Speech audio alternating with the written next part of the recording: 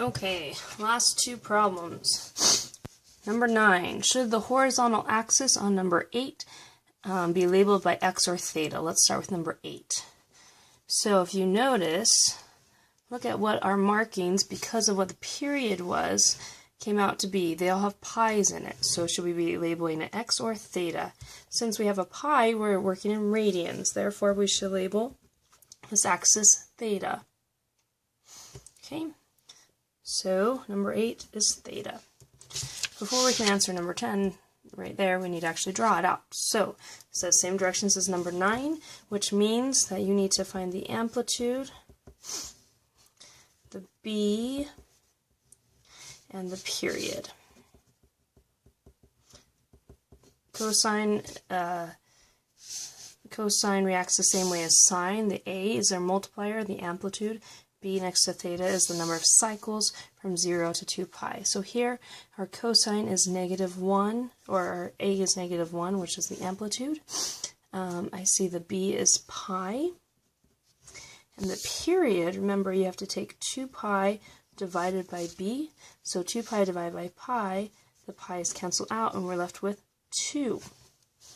Okay, so a few things. Since our period is 2, by the time we get to positive 2 in integers, it will complete the cycle.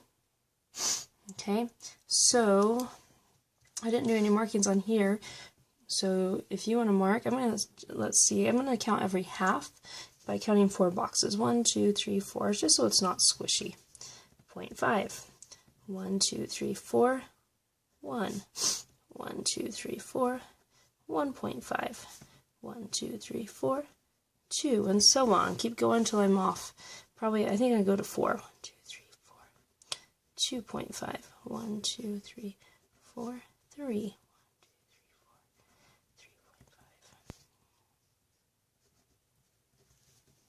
3.5. Okay, so again, I was counting every 4 boxes. Now I see the amplitude is 1. I don't like my graphs to be squishy. I like to stretch them out. So I'm going to go up 4 boxes and mark it 1, down 4 boxes and mark it -1. Since the amplitude is negative, it actually means it flips the graph. Normally, the cosine starts at a maximum and then works its way down, but since it's negative, it's flipping. So this time, the cosine starts at a minimum. Okay, by the time it gets to 2, it should be back at that starting place because the period is 2. Now, somewhere in between the minimum and this other, why did I put -1? I don't know. Let's call that minimum.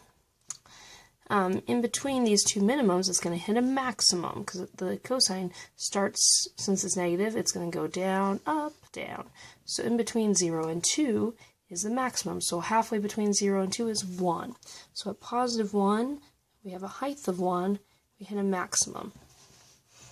Okay, remember you have to label specific points.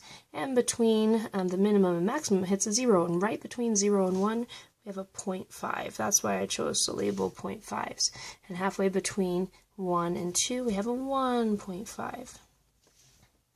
Okay, so it creates like this almost upside down V shape. And then we'll put a curve through it.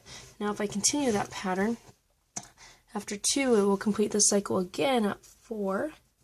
So it'll hit a minimum. Halfway between 2 and 4 is 3, so it hits its maximum at 3.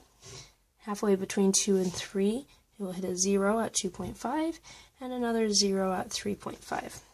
Now when I draw my curve, make sure you don't go below this minimum point. So I'm actually going to start above it and curve into it. Curve up, curve down, hit the minimum, curve up, hit the maximum, curve down, hit the minimum, and make sure at the end you curve it up with an arrow and an arrow. And you're done. So your homework is just the same. I promise you the test is very similar to this. You must fill in the unit circle by hand. Follow the patterns. You have to be able to label these just like I'm doing. I label my maximums and my minimums. I put very specific points nice and large so I can see them on the graph. I expect you to do that on your test too. Ooh, there's one question we didn't answer. Number 10, right here. Should this be labeled x or theta. Notice, because of the period was 2, it was an integer. This should be labeled x, because we're not counting by radians. Okay, now you're officially done. For the rest of class, you need to do the homework version of this. There are 2 versions. The green version is the one in class. The blue one is the one for homework, and your answers will be posted on my website. For the homework one, the answers will be posted to my website. So if you would like to see the answers to see how you're doing, you need to visit my website. My website, as a reminder, is msgraysmath.weebly.com. msgraysmath.weebly.com is my website.